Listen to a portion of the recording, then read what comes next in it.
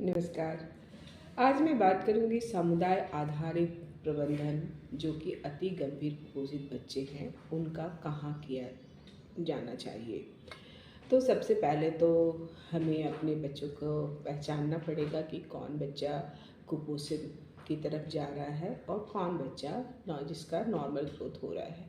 तो इसके लिए सबसे पहले ये आइडेंटिफाई करने के लिए हमें बच्चे का ग्रोथ मॉनिटरिंग करवाना चाहिए। ग्रोथ मॉनिटरिंग मीन्स कि बच्चे का वजन और हाइट लेना चाहिए रेगुलर, यानी कि हर मंथली बच्चे का वजन और हाइट लेना चाहिए, जिससे पता चलेगा कि मेरे बच्चे का ग्रोथ कैसा हो रहा है। ग्रोथ अगर सही होता है तो डेवलपमेंट भी मतलब माइलस्टोन जो कहते हैं कि शारीरिक मानसिक विकास सब कैसे हो रहा है, जो स्किल डेवलपमेंट है वो कैसे हो रहा है। तो इसके लिए हमें बच्चे का रेगुलर ग्रोथ मॉनिटरिंग करवाना चाहिए, जो कि अगर ग्रामीण क्षेत्र में रहते हैं तो वहाँ आंगनवाड़ी केंद्र होता है।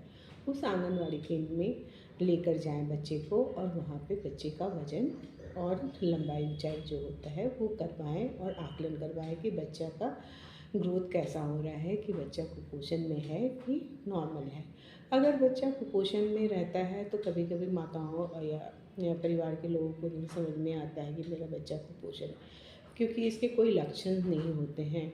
एक लक्षण है कि बच्चे का वज़न कम हो रहा है, ये आप घर में देख सकते हैं कि बच्चे का खान पान सही है तभी उसका वज़न क्यों कम हो रहा है, या बच्चा एकदम दुबला पतला लग रहा है, उस स्थिति में ही जाते हैं। लेकिन जब आप आकलन कराएंगे तो पता चलेगा कि बच्चा कुपोषित है कि नहीं। तो इसे हम ग्रोथ मॉनिटरिंग के थ्रू ही आकलन कर सकते हैं और मेडिकल कॉम्प्लिकेशन भी देख सकते हैं। तो मेडिकल कॉम्प्लिकेशन के लिए सबसे पहले जो है कि प्रोटीन एनर्जी मालन्यूट्रिशन जिसको कहते हैं, जिसमें कि बच्चे के शरीर में एडिमा होने लगता है। सबसे पहला जो सूजन होता है उसके पैर में आता है। तो जब आप आंगनबाड़ी जाते हैं तो वहाँ पे आप बच्चे का वज़न लंबाई ऊंचाई करवाएं।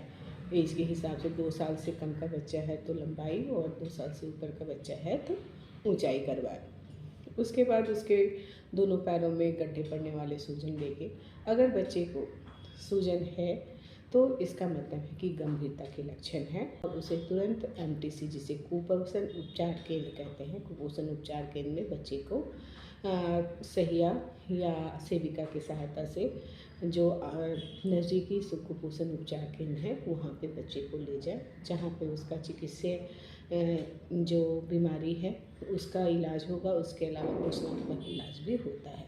लेकिन जब हम कुपोषण आकलन करते हैं, अति गंभीर कुपोषित बच्चे हैं, किसी किसी में गंभीरता के लक्षण नहीं होते हैं और उसमें कोई भी अगर उसमें भूख की जांच की जाती है, भूख की जांच में अगर फिर वो बच्चा का भूख नहीं है, बच्चा जांच में फेल है, तो उसमें भी गंभीरता के लक्षण है। वैसे केस में भी उसे कुपोषण उपचार केंद्र ले जाना चाहिए। जो बच्चा अगर गंभीरता के लक्षण नहीं है तो उसे आंगनबाड़ी केंद्र में ही इनके लक्षण में रहना चाहिए, जैसे कि जिन्हें ANM कहते हैं, जो मंथली आती है आंगनबाड़ी केंद्र में टीकाकरण के दिन। उस दिन बच्चे का आकलन कराएं और उसके बाद उस बच्चे को आंगनबाड़ी केंद्र में ही उनकी देखरेख में, सेविका के देखरेख में बच्चा रहेगा और उसका फॉलोअप होगा, जो घर में जाके 1 सप्ताह में घर में जाके और 15 दिन पर आंगनबाड़ी केंद्र में ही उसका फॉलोअप होगा। तो ये है समुदाय आधारित प्रबंधन। इसमें क्या क्या करेंगे, इसमें जो ANM होती हैं वो बच्चे को आकलन करने के बाद देखती हैं कि ये गंभीरता के लक्षण नहीं है तो उसे समुदाय में ही रखकर उसका एडमिशन करवाया जाता है, या वो बच्चा घर पर रहेगा और उस बच्चे को दवा दी जाती है। दवा जैसे कि उसमें हम देखते हैं कि एंटीबायोटिक दिया जाता है कि अगर कोई भी इन्फेक्शन है तो वो दूर करने के लिए 5 दिन एंटीबायोटिक दिया जाता है। जो कुपोषित बच्चे होते हैं उसमें पोषक तत्वों की कमी होती है, इसीलिए उसे मल्टीविटामिन्स भी दिया जाता है और मल्टीविटामिन के साथ साथ जिंक दिया जाता है, डीवॉर्म किया जाता है। डीवॉर्म मतलब कृमि का दवा भी दिया जाता है। IFA जो सिरप है, जो एनीमिया मुक्त भारत कार्यक्रम के अंतर्गत हर बच्चे को दिया जाता है, 6 माह से 5 साल के जो बच्चे हैं उनको 2 बार बाई वीकली पिलाया जाता है, तो वो भी दवा बच्चे को इंश्योर किया जाता है। विटामिन ए का खुराक भी पिलाया जाता है। अगर बीच में बच्चे को बीमार हो 2 दिन तक अगर फीवर है तो घर में ही देखने के लिए उसे फीवर का दवा दिया जाता है। डायरिया के लिए ORS दिया जाता है, लेकिन गंभीरता का आकलन करवाना है। अगर फीवर आ रहा है और डायरिया हो रहा है तो आंगनवाड़ी केंद्र में आके दिखाना है और आकलन करने के बाद जैसा ज़रूरी हो वैसा उसका इलाज किया जाता है। तो ये थी बातें कि जो बच्चे हैं उसका चिकित्सीय treatment multivitamin, antibiotic, deworming, vitamin A, IFA के द्वारा। दूसरा है कि पोषणात्मक उपचार। पोषणात्मक उपचार कैसे किया जाता है? तो पोषणात्मक उपचार के लिए एक परामर्श दिया जाता है कि घर में विविधतापूर्ण वाले जो फूड ग्रुप्स है, जैसे कि दाल, चावल, सब्जी, ये बच्चे को देना है। उसका अमाउंट भी बहुत मायने रखता है कि अगर कम अमाउंट में देंगे तो बच्चे को जितना रिक्वायरमेंट है पोषक तत्वों का वो पूरा नहीं होगा, तो इसीलिए उसके मतलब उम्र के हिसाब से बच्चे को खिलाना है। 6 साल तक से कम का बच्चा है तो आधा कटोरी से 3/4 कटोरी बच्चे को खिलाना है, और 1 साल से ऊपर है तो 3/4 से लेकर 1 कटोरी तक बच्चे को खिलाना है। इतना उसकी मात्रा होनी चाहिए। पोषक तत्व भरपूर होनी चाहिए, जिसमें कि अगर हरे पत्तेदार सब्जियां बच्चे को खिलाना चाहिए। जो लोकली अवेलेबल फल हैं उसे खिलाना चाहिए। जैसे फल में पीले कलर का जो फल है, जैसे पपीता, गाजर है, कोहड़ा है, ये सब बच्चे को खिला सकते हैं। केला खिला सकते हैं। तो पोषणात्मक उपचार के लिए पहला कि जो घरेलू खान पान है उसको बरकरार रखना है, सही मात्रा में, सही फ्रीक्वेंसी में, यानी कि 3 से 5 बार बच्चे को 3 बड़ा खाना और 2 छोटा नाश्ता बच्चे को ज़रूर दें। उसके अलावा जो आंगनवाड़ी केंद्र में जो पोषक तत्वों से भरपूर है, THR जिसको कहते हैं, टेक होम राशन कहते हैं, वो जो आंगनवाड़ी से दिया जाता है उसको भी बनाकर बच्चे को खिलाएं। ये उसके उपचार के लिए है। तो इसे भी खिलाने की एक समय निर्धारित कर ले कि जैसे बच्चा सुबह उठता है तो जो आंगनवाड़ी से मिला है टेक होम राशन, जिसे रेडी टू ईट भी कहते हैं, पैकेट में आता है, उसे पानी में घोलकर बच्चे को खिलाएं। सुबह उठने पर फिर घर का खाना, फिर THR, फिर घर का खाना, THR, घर का खाना, इस तरह से उसका टाइम शेड्यूल बना ले, बच्चे को खिलाएं। अगर सही मात्रा में, सही समय पर, सही फ्रीक्वेंसी में खिला रहे हैं तो ज़रूर बच्चे का वज़न बढ़ेगा, बच्चा कुपोषण से सुपोषण की ओर वापस आ जाएगा।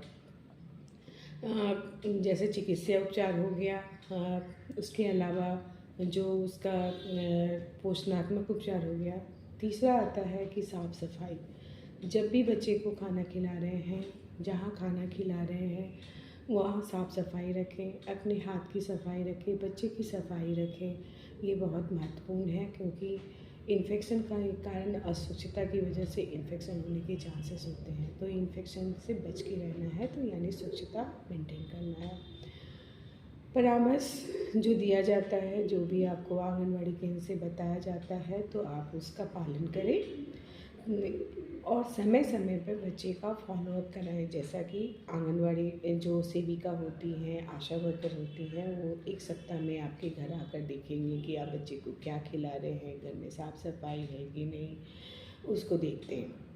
उसके अलावा 15 दिन पे बच्चे को आंगनवाड़ी केंद्र में लाएं, जहाँ बच्चा का फिर से आकलन किया जाएगा, मतलब कि वज़न लिया जाएगा कि खान पान सही है, दवा दिया जा रहा है तो बच्चे का वज़न बढ़ रहा है कि नहीं।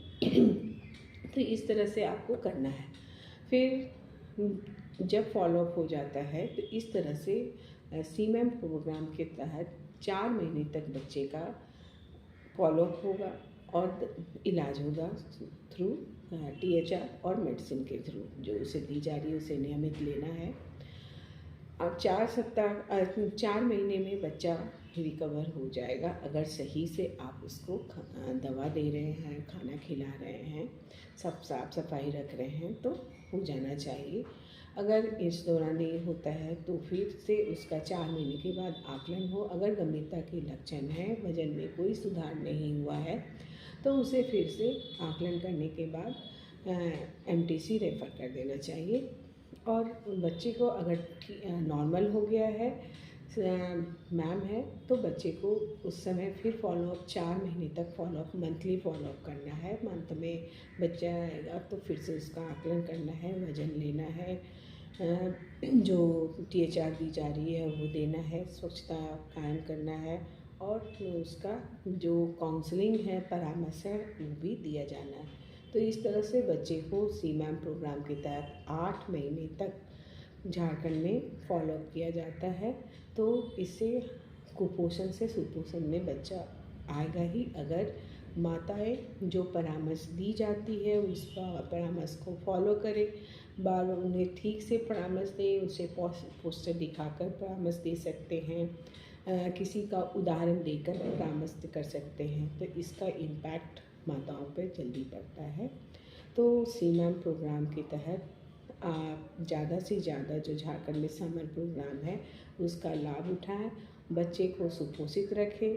बच्चा सुपोषित होगा तो बच्चे का शारीरिक विकास, मानसिक विकास भी होगा और बीमारी से लड़ने की क्षमता भी बढ़ेगी। वो स्कूल में उसका परफॉर्मेंस भी अच्छा होगा और एक स्वस्थ नागरिक बनेगा।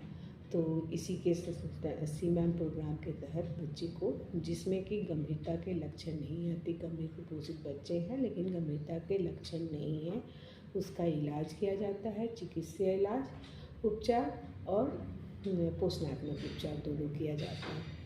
तो ये थी बातें जो बच्चे का समुदाय आधारित प्रबंधन के। धन्यवाद।